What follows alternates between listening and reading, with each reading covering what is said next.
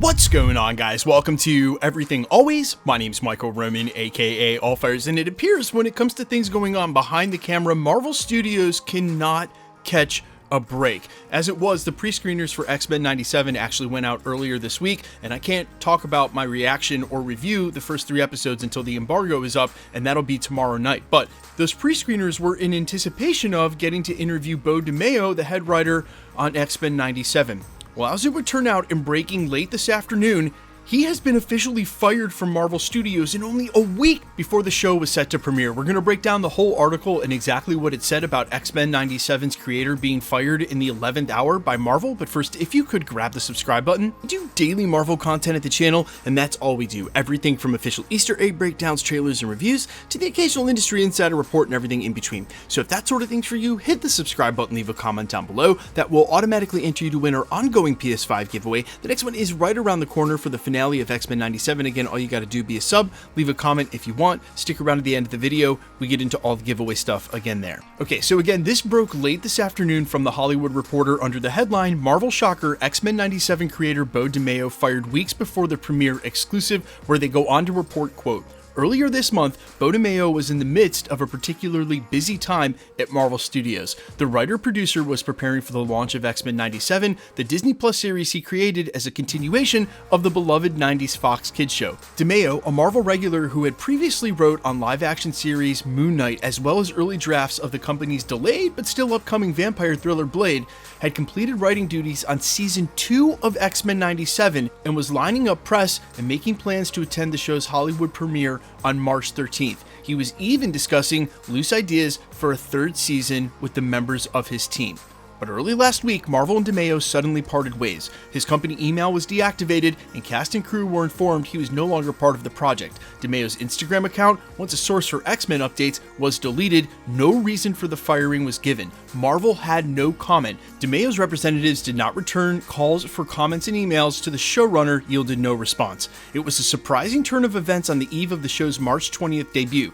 Splitting with writers is a normal part of the business for Marvel or any studio.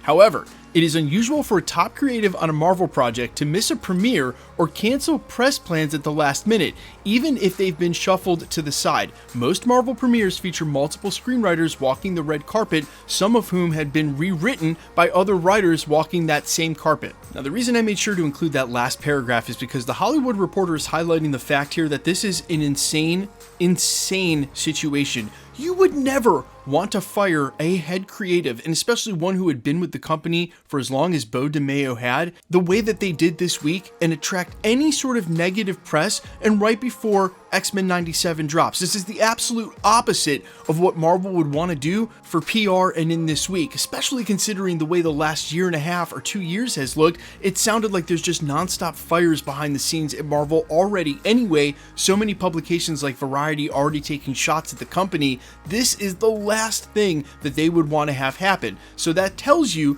no matter what it was something serious for the split to have gone down, and in this fashion and in this timing. However, I am going to stop short of speculating in any way because, listen, there's things called contracts that have clauses in them that if you break those contracts automatically call for your dismissal. There's lots of things in a corporate structure that you're just not allowed to do, or per your contract are not allowed to do with the company. There's such a myriad here of things that may or may not have gone down. There is no point in speculating. But whatever it wasn't good. And I have to imagine that we probably will find out, unless it gets tied up in some legality, which I think maybe also might be the case. That being said, I think this is the last thing, if you're Marvel Studios, you wanted to have happen. And truthfully, it just seems like they cannot catch a break when it comes to the going-ons behind the studio. And maybe it's just par for the course when you are a studio who is that big, who employs that many of thousands of creatives across multiple projects.